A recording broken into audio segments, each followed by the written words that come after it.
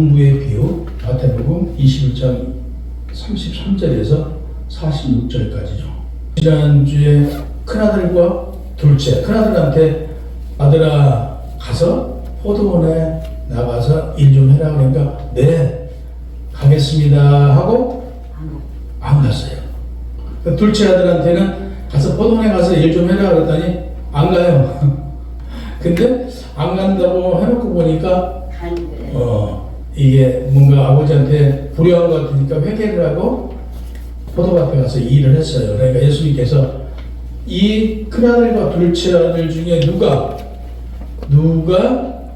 하나님께 아버지께 더 충성된 자냐라고 물으니까 그들이 둘째 아들이 더 충성된 자입니다라고 대답을 했어요. 이 뜻은 큰아들은 유대인이고 둘째 아들은 이방인이라고 말씀드렸잖아요. 오늘 또 같은 맥락의 말씀이 이어지고 있어요. 회개하지 않는 자는 구원을 얻을 수 없어요. 우리 마음이 강박하면요 회개가 나와요. 우리 마음 강박하면. 그래서 우리 마음을 온유하게 해야 돼요. 그래서 교만한 삶을 살면 안 돼요. 겸손한 삶을 살아갈 때 하나님께서는 우리를 살펴주세요. 그러니까 지난주에는 두 아들의 소극적인 불순종, 오늘 두 번째 비유, 하나님께서 포도밭을 샀어요. 그래가지고 포도밭을 수확만 할 수 있도록 잘 만들었어요. 잘 만들어 놓고 쇠를 줬어. 초두에 다시라는, 오늘 33절에 보면 다시로 번역된 이 단어가 영어 성경 KJV에는 알렌이라는 표현으로 되어 있어요. 알렌. 앞 구절보다 진전된 비유임을 나타내기 위해서 다시. 지난 주에 두 아들에 비해서 오늘 다시 더 점진적으로 발전된 내용이에요. 좀 더 깊은 내용의 말씀을 한 거예요. 한 비유를 들으라. 이것은 들으라는 아쿠사테라는 단어예요. 아코의 부정 과거 명령어로 이 비유는 반드시 주의 깊게 들으라 이런 뜻이에요. 오늘 이 비유를 주의 깊게 깊이 묵상하면서 들으라는 그런 뉘앙스예요. 포도원을 만들어, 당시 그 농경사에서는 이 포도나무를 많이 볼 수 있었어요. 그래서 포도원을 만들어, 그래서 우리가 흔히 접할 수 있는 포도원을 통해서 예수님께서는 유대 종교 지도자들의 잘못을 산란하게 지금 비판하는 내용이 오늘 숨어 있습니다. 산 울타리로 두르고, 산 울타리라는 것은 짐승들이 못 들어오게, 그러니까 포도원에 산 짐승들이 들어오지 못하고 도둑이 들어오지 못하도록 이렇게 망을 쳐놓은 거예요. 또 사물과 집자는 구유를 만들고, 집을 짤 수, 쉽게 포도를 따면 집을 만들어서 만들 수 있는 그런 기계를 다 설치해 놓은 거예요. 그러니까 그 포도원에 우리가 지금 포도원 지기로 새로 들어갔는데 이미 다 이거 찾아서 만들어 놓은 거예요. 그리고 하나님께서는 우리에게 세를 주시고 외국으로 가신 거예요. 너희가 이제는 이 땅에 보내심을 받았으니 너희가 이 땅에서 복음을 전하고 잘해봐라 하고 주고 지금 타국으로 갔어요. 33절 비유에서 완벽한 포도원은 성도들의 신앙생활을 말씀하고 있어요. 모든 배례를 아끼지 않았으나 실제로 하나님으로부터 택함받은 구약 선지들은 율법을 부여받았으나 그들은 많은 선지자들을 죽였어요. 그러니까 바른 신앙으로 갈 수 있도록 그들을 이렇게 말씀을 전하고 그들을 인도하는 선지자를 죽인 거예요. 그걸 말씀하시고 계세요. 악한 농부들이 선한 주인을 배반하였듯이 유대인이 그들에게 한없이 예쁘신 하나님을 배반한 걸 비유적으로 말씀하신 거예요. 본 비유는 바로 이러한 유대인들의 그 완악함을 지금 나타내고 있어요. 포도원을 잘 만들어서 적잖은 기계까지 만들어서 이제 수확만 하면 되는 데를 세를 주고 갔더니 그걸 통째로 먹고 싶어서 이런 짓을 한 거예요. 34절 실과를 수확할 때가 되어 주인이 실과를 받으려고 종들을 시켜서 보냈어요. 받아와라 그랬더니 그 종들을 때리고 죽여요. 그러니까 돌팔매기들까지 해서 결국은 때려서 죽이고 주인의 종을 때린다는 것은요, 이건 주인을 때리는 것과 똑같은 거잖아요. 아무 잘못이 없는데, 아니, 세를 줬어. 어떤 세를 주고, 세를 받으러 갔더니 때리고 죽여. 당시에 우리 구약에는 인간의 죄를 누구에게 씌웠어요? 짐승들한테.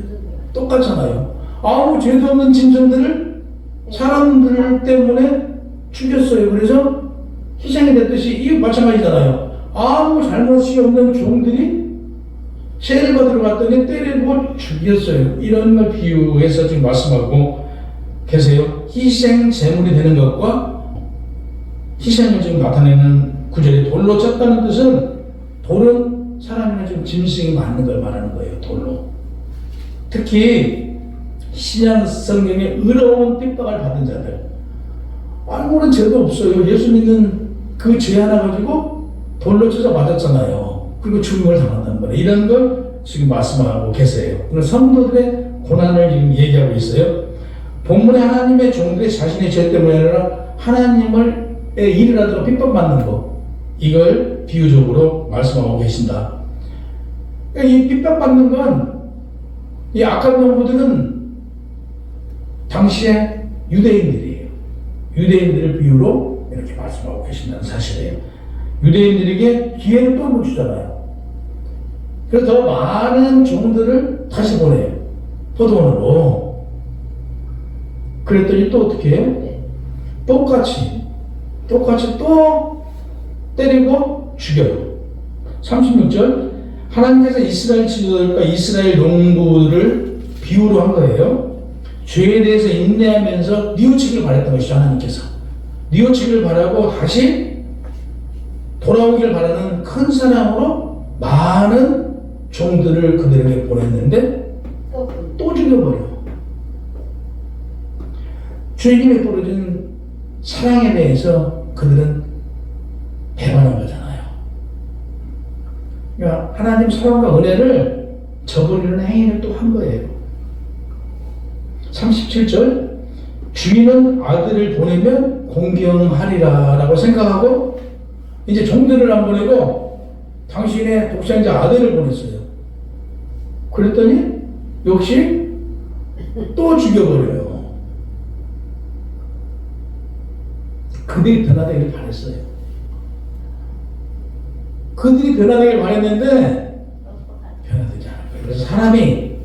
그래서 사람이 아무리 노력하고 변화되려고 해도 변하잖아요.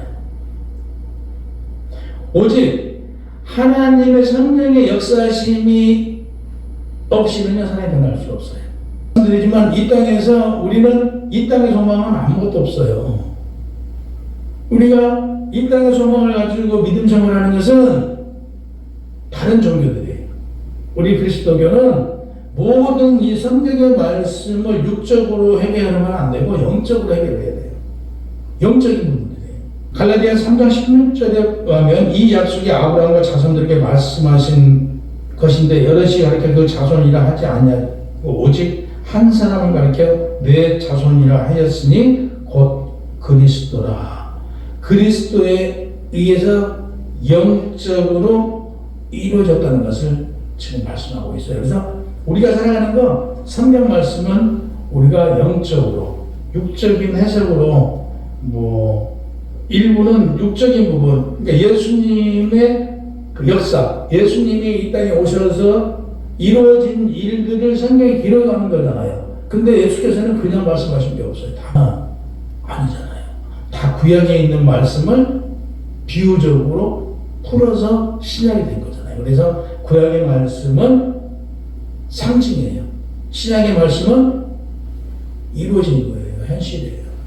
그래서 이렇게 연결되기 때문에 우리가 이걸 읽으면서 성경의 말씀을 통해서 이거다라고 하는 게 아니고 한번 제가 언젠가도 말씀드렸죠. 이 말씀은 성경 말씀은 1단계, 2단계, 3단계 깊이 들어가면 들어갈수록 말씀이 달라요.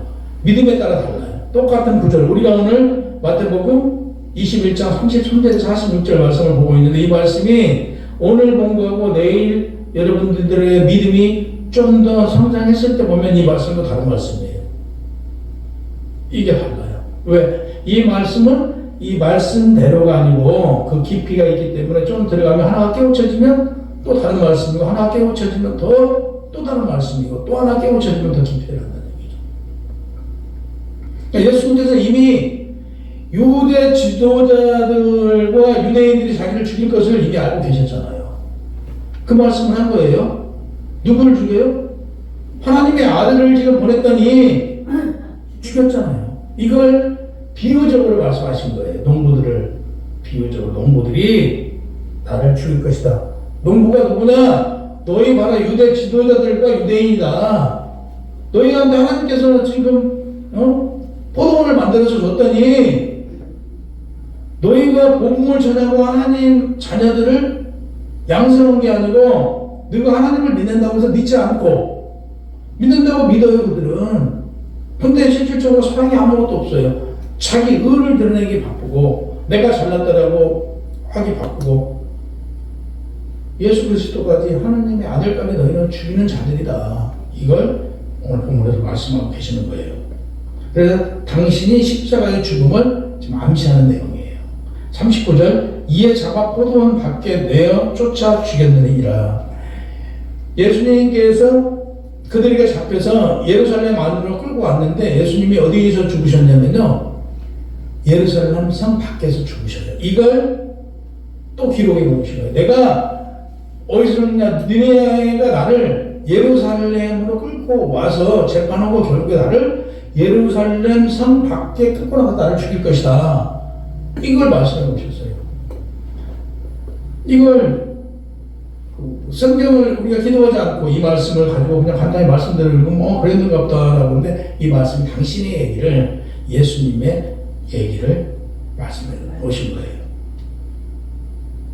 악한 놈과 주인의 아들 포도원 밖에 죽인 것처럼 이렇게 기록한 이유는 예수님께서 예루살렘에서 체포되고 재판을 받으셨으나 예루살렘 성 밖에 나가 죽음을 당한 것을 비유적으로 정확히 일치하도록 해놓으신 것입니다. 40절 그러면 포도원 주인이 올 때 그 농부를 어떻게 하겠느냐라고 얘들한테 그랬더니 당연히 새로운 사람이 주지 않겠느냐. 돈 잘 주고 농작 잘 할 사람한테 주지 않겠느냐. 자기들 입으로 얘기를 해, 유대인들이. 그러니까 자기들 잘못을 자기들 입으로 시인하고 있어요. 근데 그때까지는 모르는 거예요, 얘들이. 이게 무슨 말인가 하고 대답을 했어요. 자기들 얘기를 걸 안 거예요. 이때부터 예수를 죽이려고 해요.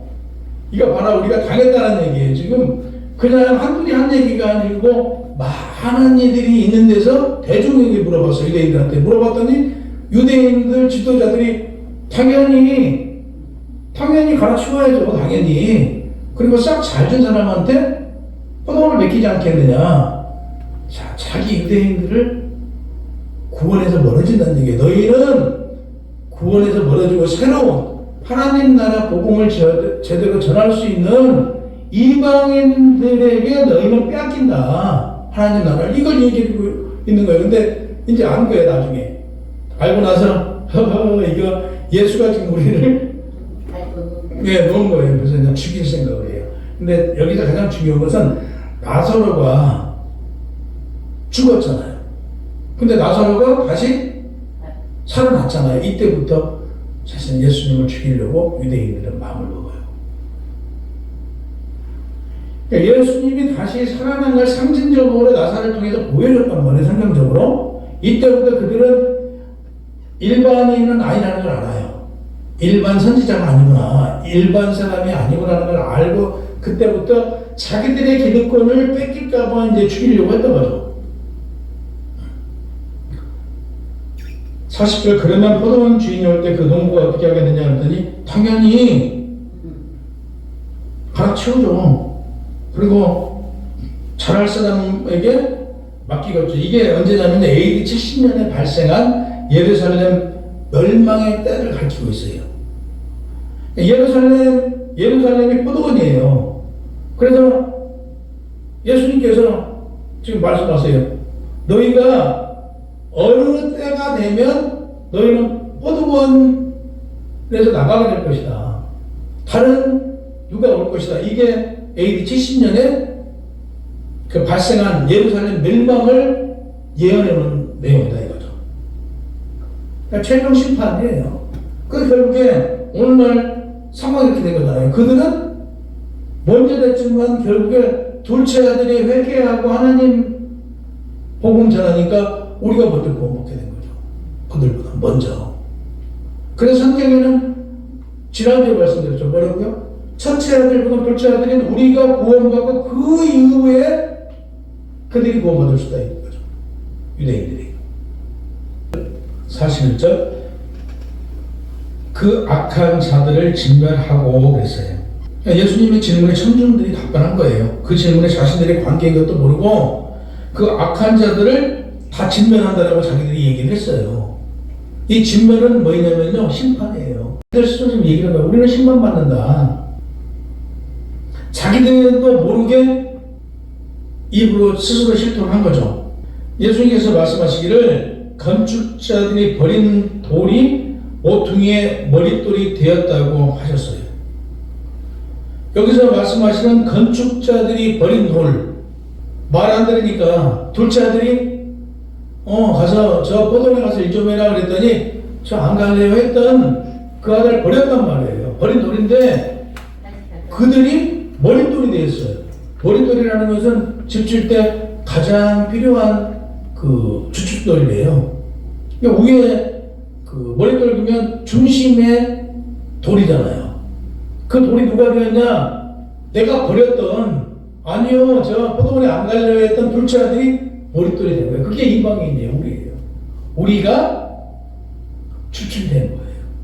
이걸 비유적으로 말씀해 주고 계세요. 시편 118편 22절의 그 말씀이에요. 건축자가 버린 돌이 모퉁이의 머릿돌이 되었다라고 이렇게 말씀하세요. 모퉁이의 머릿돌. 이건 힘을 굉장히 많이 쓰는 그 돌이래요. 가장 그 돌 중에서도 귀퉁이에 있는 돌들이 가장 힘을 집을 지탱해주는 힘을 쓰고 있는. 그래서 우리가 하나님 나라를 만드는 데 있어서 가장 힘을 쓰고 중심에 있는 우리가 자들이래요. 이방인인 오늘 예배드리는 우리가 이걸 말씀하시고 계세요. 구원자로 오신 예수님을 거부한 유대 지도자들과 유대인들에 의하여 버림을 받을 것이지만 인류 구원자가 될 것을 친히 예수님께서 말씀하세요. 나는 너희가 나를 죽일지언정 나는 인류의 구원자가 될 것이라는 걸 이미 이런 말씀을 통해서 말씀하고 계세요. 교회는 누가 머리 되신다고요? 교회의 머리 예수님. 정확하게 얘기하면 교회의 머리가 누구냐 그러면 예수님이라고 해야 돼요. 왜냐하면 교회는 그 예수님이 오시고 나서 교회가 세워지잖아요. 나가야 다락방부터. 그래서 교회의 머리가 누구냐 그러면 지금 말씀하신 머릿돌이 누구냐 그러면 예수님이에요. 그러면 교회는 몸뚱이고 우리는 뭐냐 그러면 손발이에요. 비유적으로 그렇게 말씀을 하셨어요. 교회는 예수의 보혈에 기초하여 세워져서 갈라디아서 2장 20절 너희는 사도들과 선지자들의 터위에 세우심을 입은지라 그리스도 예수께서 친히 모퉁이 돌이 되셨느니라. 그의 안에서 건물마다 서로 연결하여 주 안에서 성전이 되어 가고 너희도 성령 안에서 하나님이 거하실 처소가 되기 위하여 그리스도 예수 안에서 함께 지어져 가느니라. 우리가 집을 짓는 데 있어서 머릿돌이 예수님이고요. 우리가 함께 건축 자재가 되는 거예요. 그래서 함께 지어가고 있는 거예요, 교회는. 그래서 우리 교회는 뭐 목사님 내가 있어도 되는 것도 아니고 우리 교사님 혼자 있어도 되는 것도 아니고 우리 집사님 혼자 있어도 되는 것도 아니고 우리 모두가 각자 한 분 한 분의 역할을 통해서 교회가 만들어져 가고 있다는 것이죠. 43절 이제 하나님 나라가 들어가는 사람들이 유대인이 아니라 하나님 나라 열매를 맺을 수 있는 이방인이 차지하게 될 것이라고 직설적으로 선언하신 말씀이에요. 43절 예수께서 이르시되 너희가 성경의 건축자들이 버린 돌이 모퉁이의 머릿돌이 되었나니 이것은 주로 말미암아 된 것이 아니오 우리 눈에 기이하도다. 한번 읽어본 일이 없느냐? 그러므로 내가 너희에게 이르노니 하나님 나라를 너희는 빼앗기고 그 나라에 열매 맺는 백성이 받으리라 그랬어요. 그죠? 83절에 누가 받은다고요? 우리가 받은대요. 우리가 열심으로 하나님 일을 하고 있는 우리가 받게 된다 이거죠. 유대인인 너희는 받지 못할 것이다. 그럼 우리가 받을 거예요. 그래서 오늘 우리가 유대인들보다 예수를 더 잘 믿어요. 그래서 우리가 하나님 나라에 먼저 가요. 그들은 충격받은 거예요. 이 말을 듣고요. 유대인과 너희 유대 지도자들은 하나님 나라에 들어가지 못하고 너희는 빼앗긴다는 말을 들었을 때 그들은 선비이잖아요. 하나님께 선택받은 민족이고 자기들은 부자가 된 것이 왜 부자가 됐다고요? 하나님으로부터 복을 받아서 부자가 돼서 자기들은 지도자가 됐는데 너희는 하나도 천국에 못 들어간다. 너희가 천국에 들어가는 것은 낙타가 바늘귀에 들어간 만큼 어렵다라고 얘기하니 얼마나 기가 막히게 자기들이 지도권자들인데 너희는 천국 못 들어간대. 그리고 새로 믿는 자들이 천국에 들어가고 너희는 그 뒤에 들어가게 될 것이다라고 얘기하니까 깜짝 놀란 거죠. 그러니까 유대 종교 지도자들이 하나님 나라를 박탈당하고 오직 그리스도를 영접하며 하나님 뜻대로 살아가는 자들이 맺는 하나님 나라. 이방인들이 받는다고 하니까 이미 상속권이 넘어가 버린 거잖아요, 우리한테. 그래서 넘어가 버리니까 살려둘 수가 없어요. 또한 모퉁이 머릿돌이신 예수 그리스도를 배척한 유대인들에게는 하나님의 심판이 있을 것이라고 얘기해요. 44절 이 돌 위에 떨어지는 자는 깨지겠고 이 돌이 사람 위에 떨어지면 그를 가루로 만들어 흩으리라 이렇게 했어요. 이게 두 심판이 기록되어 있어요. 돌 위에 떨어지는 자는 깨지겠고 깨진대요. 그러니까 일반 유대인들은 깨진대요. 근데 유대 지도자들은 어떻게 된다고요?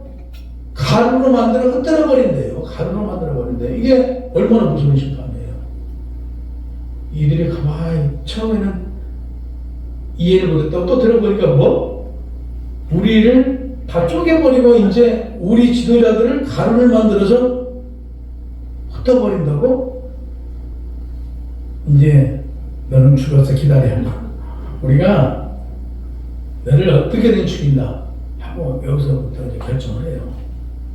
그러니까 보세요. 두 부류 중에 첫째 사람은 돌 위에 떨어지는 자이고 둘째 사람은 반대로 떨어지는 돌에 맞는 자들이에요. 그들의 상처는 전자는 깨어지는 것이고 후자는 가루를 만들어 흩어지는 것이라고 그랬죠. 전자는 메시아를 믿지 않고 거부한 일반 유대인. 두 번째 이들은 아까 말씀드렸죠. 유대 지도자들이에요. 가루가 만들어진다고 하니. 자, 45절 46절 보면요. 대제사장들과 바리새인들이 예수를 비유를 듣고 자기들을 가리켜 말씀하신 줄 알고 이날부터 그들은 예수를 죽이려고 했고 요한복음 11장 53절 실제로 나사로 부활 사건이 있었던 때부터 죽일 죄를 찾아요. 근데 죽일 죄가 마땅히 없어요. 하나님을 하나님에 대해서 뭘 했어야 죽이지 죽일 이유가 안 나온 거예요. 죽이고 싶었어요. 이제 증인을 만들어요. 죽여야 될 거 아니에요. 그래서 죽일 제목을 땄는다. 그래서 근데 함부로 못 죽여요. 예수를 따랐던 자들이 얼마나 많아요. 예수가 선지자라고 다 따라다니는데 잘못되면 예수를 죽이다 보면 또 일어나잖아요. 그러니까 그들이 죽이고자 했으나 죽이질 못하고 끌었던 거예요. 그래서 본문의 바리새인들은 평민들이 신앙생활을 한 사람들이에요. 그러니까 그 유대인들 평민들을 바리새인들이라고 하고 대제사장들은 당시에 이 성전에 오늘날 하는 목사들을 대제사장이라고 했죠. 그래서 그 예배를 주관했던 사람들이 대제사장들이다. 그래서 참 이렇게 그 예수님의 비유를 들으면요, 우리한테 이 성경을 통해서 모든 걸 당시에 벌어졌던 일, 이전에 있었던 일, 미래에 벌어질 일을 말씀해주고 계시지만 우리는 깨닫지 못한단 말이죠. 지금도 깨닫지 못하고 계속 변해야 되는데 변하지 못한단 말이에요. 내가 변한 것 같은데 보면 변하지 않고, 내가 변한 것 같은 거 변한 줄 알았는데 나중에 보면 변하지 않았어. 그래서 우리는 하나님의 뜻한 열매를 맺는 자가 어디 간다고요? 천국 간다고 그러잖아요. 유대인들은요, 율법적으로 저희는 따라갈 수 없어요. 그들은 죄로 본다고 함이 없어요. 그만큼 철저하게 살고 있지만 그들한테는 사랑과 은혜와 배려와 관용과 이런 것들이 없어요. 그냥 법대로. 그래서 우리가 법대로 살아간다고 해서 천국 가는 거 절대 아니다. 우리 의로 가는 게 아니다. 그래서 우리는 사랑으로 자꾸 열매를 맺어가야 돼요. 사랑으로 열매를 맺어갔을 때 우리에게 천국이 주어질 것이다 라는 걸 믿고 그 하나님 뜻에 합한 열매를 맺는 여러분이 되시기를 축원합니다.